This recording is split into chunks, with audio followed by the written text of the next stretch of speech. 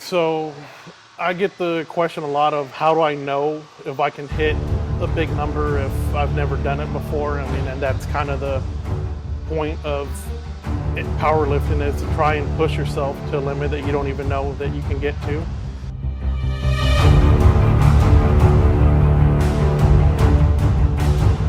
Going up to a bar, just walking up to something that's heavy, heavier than anything you've ever done, you kind of have to take yourself to a different state of mind. You got to think about whatever it is that takes you to some dark place, and you just get after it. You just get down there, forget about anything that's going on in your life, and just lift it. There's nothing. There's no other option. It's just either you get up there, you hit the weight, or you fell for an air to beat everybody. So either you put in all that work to not get it, or just go up there and lift. And after that, it just feels good. You just get a high from it. It's almost like a runner's high. It's addicting. There's nothing else like it. Accomplishing something that a lot of people probably thought you couldn't get to. Well, growing up, I was always kind of involved in sports. My dad just made me play baseball, soccer, but I really didn't like any of those until I got into football around 10 years old and played from 10 up until I was 21. Played a little college ball at University of North Texas in Denton. And so football was pretty much just responsible for the foundation that helped me with weightlifting. And before that, I never really was just mainly into weightlifting. It was mostly just performance-based training. The strength wasn't really an emphasis through most of that. It just helped me with the form and just gain a little bit of knowledge before I started getting into powerlifting.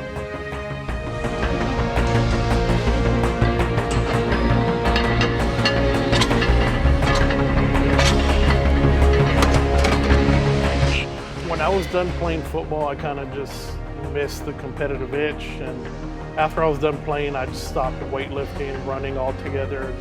Was just working and started getting out of shape, and after a while I started weightlifting again, and it was just to get back into shape. I didn't care about strength, but I was just naturally being strong. Strength started going up, then someone turned me on to powerlifting, tried my first meet, and just kind of fell in love with it there. Just trying to get the competitive itch out, getting on the platform, competing against someone else, and knowing that I'm the only one responsible for the outcome. I didn't have to depend on somebody else doing their part. It was just all on me, and that's what I liked about it. So when I first started, it was kind of just, I guess, what most people call it, bro lifting, bro science. There wasn't really anything behind it. There wasn't any programming. I was just taking advantage of the beginner gains. And the first year to year and a half, I got really strong just doing that, just going heavy all the time. And if I felt like I wasn't recovering enough, I would just eat more. And in the long run, that really didn't help me. It probably affected me negatively. And I got to my third meet, and I scratched on all my bench attempts, which bombed me out of the meet. After that, I got with Bryant from Jailhouse Strong, and he helped me with my fourth meet, which was back in March, where I hit a 1928 total. And that's really where it kind of started taking off. I started having a programming behind it. He knows all the science, and even to this point, I still really don't even know the breakdown of why he does it a certain way. I just know it works, and I'm satisfied with the outcome, and I'll continue to work with him. Yeah. Usually when my friends ask me, they're like, hey man, so like I'm kind of stuck here.